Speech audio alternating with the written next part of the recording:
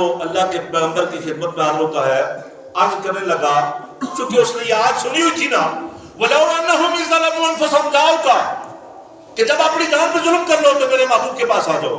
اب محبوب کیا کریں گے اور وہ کیا کرے گا؟ اللہ فرماتا ہے وہ اللہ کی بارگاہ میں رو کے استغفار کرے، فاستغفر اللہ، اللہ کی بارگاہ میں وہ استغفار کرے، واستغفر لهم الرسول۔ اب یہ کام تو گھر بیٹھے بھی ہو سکتا تھا، لیکن اللہ نے اپنے محبوب کی عظمت کا اظہار فرمانا تھا، تو یہ اعلان فرمایا کہ جب اپنی جان میں کوئی بندہ ظلم کر لے، میرے محبوب کے پاس جائے، میرے محبوب کے قدموں میں بیٹھ کے پھر اللہ کی بارگاہ میں استغفار کرے۔ یا اللہ استغفار ہی کرنی تھی تو مسجد میں چلا جاتا، اپنے گھر میں بیٹھ جاتا، تنہائی میں بیٹھ کے روتا، بہت گڑ گڑا کے روتا، آج یہ انکساری سے تیری بارگاہ میں التجا کرتا، مالک مجھے معاف کر دے، مجھ سے گناہ ہو گیا ہے۔ حضور کے پاس جانے کی وجہ کیا ہے؟ اللہ نے فرمایا اس لیے کہ وہاں جا کے جب اپنے جرم کا اعتراف کرے گا اور جا کے وہاں روئے گا، استغفار کرے گا، پھر میرے محبوب کہیں گے یا اللہ انہوں معاف کر دے، میرے محبوب کی شفاعت ہوگی، واستغفر لهم الرسول، میرے محبوب اس کے لیے شفاعت کریں گے، لوجد اللہ تواب رحیمہ۔ اس نے یہ آیت سن رکھی تھی، اللہ کے پیغمبر کی خدمت میں حاضر ہو گیا اور اپنے جرم کا اعتراف کرتے ہوئے کہنے لگا یا رسول اللہ مجھ سے جرم ہو گیا، میں نے اپنی جان پر ظلم کر لیا ہے۔ فرمایا کیا ظلم کیا؟ کہنے لگا روزہ چھوڑ دیا ہے۔ فرمایا غلام رکھتا ہے جسے آزاد کر دے۔ کہنے لگا حضور غلام تو میرے پاس نہیں ہے۔ فرمایا 60 روزے لگاتار رکھ سکیں گا؟ کہنے لگا ایک تو رکھ نہیں سکا، 60 کیسے رکھوں گا؟ ایک چھوڑ دیا تو 60 کیسے رکھوں گا؟ نہیں رکھ سکتا۔ فرمایا 60 مسکینوں کو کھانا کھلا دے گا؟ کہنے لگا مدینے میں مجھ سے زیادہ مسکین ہی کوئی نہیں ہے، میں تو بہت مسکین ہوں، میں یہ کام نہیں کر سکتا، 60 مسکینوں کو کھانا میں نہیں کھلا سکتا۔ فرمایا تو بیٹھ جا۔ تھوڑی دیر گزری، ایک آدمی آ گیا، کھجور کے پتوں سے بنی ہوئی ٹوکری، جو ہمارے علاقے میں بھی بعض خواتین بناتی تھی، بڑی بڑی ٹوکری ہے، کھجور کے پتوں سے بنی ہوئی ٹوکری سر پہ اٹھائی ہوئی ہے، بطور نذرانہ آ کے حضور کی خدمت میں پیش کی۔ اللہ کے پیغمبر نے ادھر ادھر دیکھا، فرمایا وہ سائل کدھر گیا؟ محبت سے کہو سبحان اللہ۔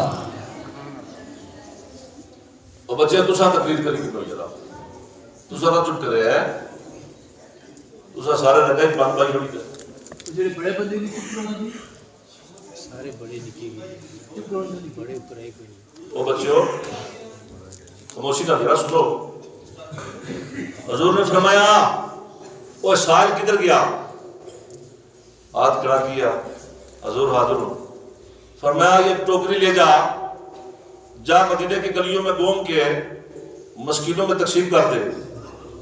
کہنے لگا مجھ سے زیادہ مسکین تو مدینے کی گلی میں کوئی ہے ہی نہیں ہے۔ حدیث میں آتا ہے کہ حضور اتنے مسکرائے کہ آپ کی داڑھیں بھی نظر آ گئی، اور فرمایا یہ اٹھا لے جا، خود کھا، گھر والوں کو کھلا، تیری طرف سے صدقہ ادا ہو جائے گا۔ اب یہ چوتھا قانون ہے، اب یہ چوتھا قانون بنا۔ 3 قانون تو اللہ کی طرف سے کہ ایک روزہ جان بوجھ کے جو چھوڑ دے، ایک غلام آزاد کرے، اگر نہیں پاتا تو 60 روزے لگاتار رکھے، اگر یہ بھی نہیں کر سکتا تو پھر 60 مسکینوں کو کھانا کھلائے۔ اس سے آگے کوئی قانون نہیں ہے، لیکن اللہ کے محبوب کو اللہ تعالیٰ نے بااختیار بنایا ہے۔ فرمایا میرے محبوب جدو کوئی گل ایسی بن جائے، کوئی ایمرجنسی بن جائے تو پھر اپنے قربی کو فیصلہ صادر فرما سے اختیار ہے۔ کیسی خوبصورت یہاں بات کسی لکھی، ہر جرم پر کرم، ہر خطا پر عطا، ہر جرم پر کرم، ہر خطا پر عطا، رحمت مصطفیٰ اور کیا چاہیے، رحمت مصطفیٰ اور کیا چاہیے، نعمتیں دے کر وہ مجھے، نعمتیں دے کر وہ مجھے پوچھتے ہیں بتا اور کیا چاہیے۔